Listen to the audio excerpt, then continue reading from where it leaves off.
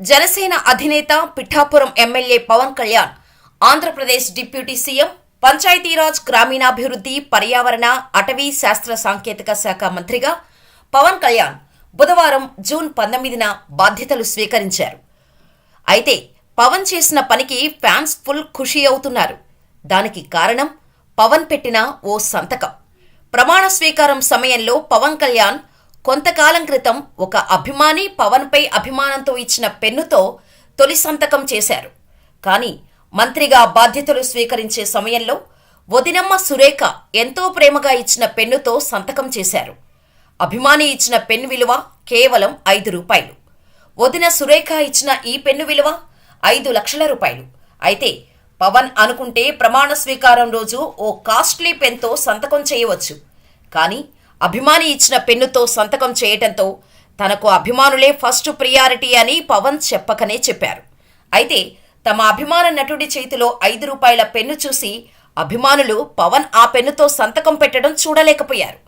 దీంతో పవన్ వదిన, చిరంజీవి భార్య సురేఖ మరిదికి ఏకంగా లక్షల విలువ చేసే అరుదైన పెన్నును బహుమతిగా ఇచ్చారు. ఈ పెన్ను పవన్కి ఇస్తూ వదిన సురేఖ పవన్ను ఓ కోరిక కోరారు. మంత్రిగా తాను ఇచ్చిన పెన్నుతోనే తొలి సంతకం చేయాలి అని. అయితే డిప్యూటీ సీఎం బాధ్యతలు తీసుకునే సమయంలో పెన్ను మర్చిపోయినట్టు పవన్ కళ్యాణ్ గుర్తించారు. వ్యక్తిగత సిబ్బంది చేత సూట్ కేసు తెప్పించుకొని అందులో ఉన్న పెన్ను తీసుకున్న పవన్ కళ్యాణ్ దానితో మంత్రిగా తన మొదటి సంతకం వదినమ్మ సురేఖ ఇచ్చిన పెన్నుతో చేశారు. మంత్రిగా కీలక ఫైళ్లపై తొలి సంతకం స్పెషల్ పెన్నుతో చేసి వదినమ్మ కోరికను నెరవేర్చారు పవన్. అయితే మంత్రిగా చేసిన మొదటి సంతకమే చరిత్రలో నిలిచిపోయే ఫైలుపై పెట్టారు పవన్.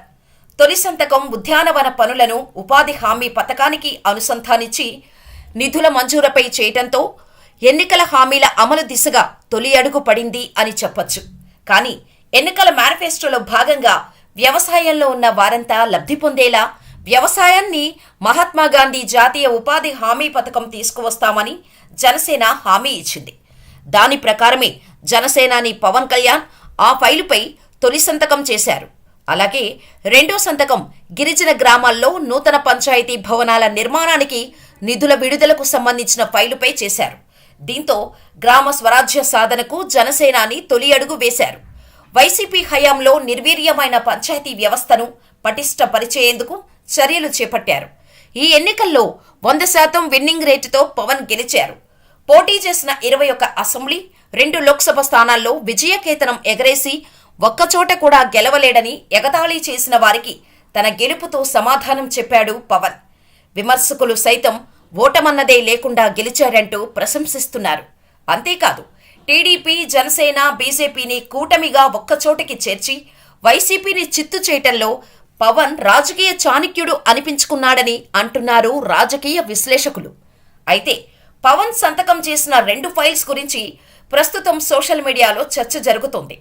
తొలి సంతకం ఉద్యానవన పనులను ఉపాధి హామీ పథకానికి అనుసంధానించడం వెనుక పెద్ద కారణమే ఉంది. ఉపాధి హామీ పథకాన్ని వ్యవసాయంతో అనుసంధానం చేయాలన్నది పవన్ కోరిక. ఈ విషయాన్ని గత ఎన్నికల సమయంలోనే భయపెట్టారు కూడా. 2019లో జరిగిన మహిళా దినోత్సవ కార్యక్రమంలో పాల్గొన్న పవన్ ఉపాధి హామీ పథకాన్ని వ్యవసాయంతో అనుసంధానం అంశాన్ని జనసేన మేనిఫెస్టోలో చేర్చనున్నట్టు హామీ ఇచ్చారు. రైతు ఆడపడుచుల విన్నపాల మేరకు ఈ నిర్ణయం తీసుకున్నారు. రాజకీయాల్లోకి రాకముందు నుండి పవన్ కళ్యాణ్కు వ్యవసాయం, రైతులు, గ్రామీణ ప్రాంతాల పట్ల మక్కువ చూపించేవారు. రాజకీయాల్లోకి వచ్చాక తన సొంత డబ్బులతో కష్టాల్లో ఉన్న రైతులకు ఆర్థిక సాయం చేశారు పవన్. ఇలా కౌలు రైతులకు కోట్లాది రూపాయలు పంచిపెట్టారు. అలాగే అధికారంలోకి వచ్చాక రైతుల సమస్యలను పరిష్కరిస్తానని హామీ ఇచ్చారు. అందుకోసమే హోంమంత్రి లాంటి పవర్ఫుల్ మంత్రిత్వ శాఖలను కాదని పంచాయతీరాజ్, గ్రామీణాభివృద్ధి శాఖలను ఏరికోరి తీసుకున్నారు పవన్. దీంతో మా అన్న ఇచ్చిన మాటలను మరచిపోలేదని నిలబెట్టుకున్నారని జన సైనికులు అంటున్నారు.